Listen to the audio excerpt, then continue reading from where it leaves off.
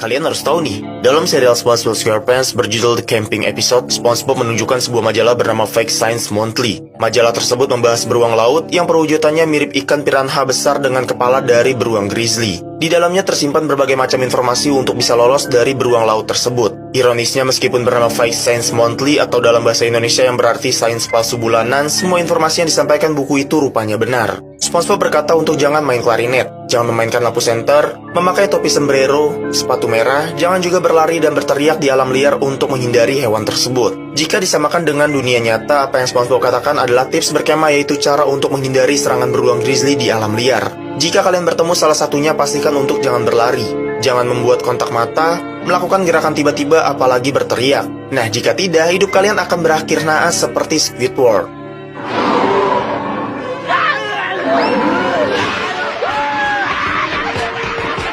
I guess I'll just live home.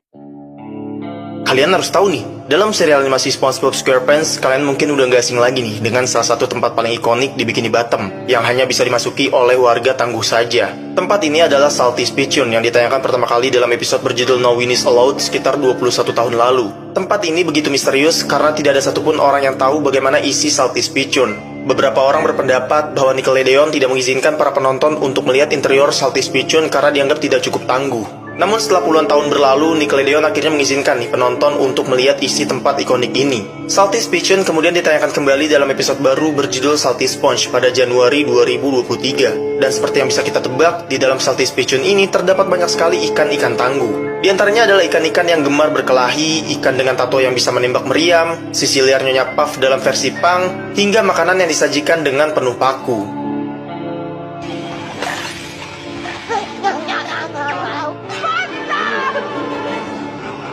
Dalam serial SpongeBob SquarePants ada sebuah episode yang dianggap memiliki plot twist yang cukup mengejutkan nih. Episode ini berjudul Idiot Box, di mana saat itu SpongeBob membeli sebuah TV baru dengan ukuran yang cukup besar. Bukannya mengambil TV itu, SpongeBob dan Patrick malah membuangnya dan memilih bermain-main dengan kardus TV yang jelas-jelas tidak berharga. Bermain dengan kardus TV tersebut, SpongeBob dan Patrick berimajinasi nih dengan menciptakan suara-suara yang sangat realistis, yang membuat Squidward merasa jika kardus tersebut lebih seru daripada TV yang dia ambil. Namun ketika Squidward penasaran dan membuka isi kotak itu, dia tidak menemukan alat apapun di dalamnya. Nah, disinilah letak plot twist nih, bahwa suara-suara itu bukan berasal dari SpongeBob dan Patrick, melainkan dari pikiran Squidward itu sendiri. Karena ketika Squidward ikut masuk ke dalam kotak bersama SpongeBob, memang tidak ada hal apapun yang mereka sembunyikan. Sepanjang episode, penonton rupanya diarahkan ke dalam sudut pandang Squidward nih. Jadi yang sebenarnya berimajinasi dalam episode ini bukanlah SpongeBob dan Patrick nih, melainkan Squidward itu sendiri. Kalian harus tahu nih, dalam serial SpongeBob SquarePants berjudul The Wreck of the Mauna Loa, SpongeBob dan Patrick secara tidak sengaja terjatuh dalam sebuah lubang berisi kapal tua. Mereka pun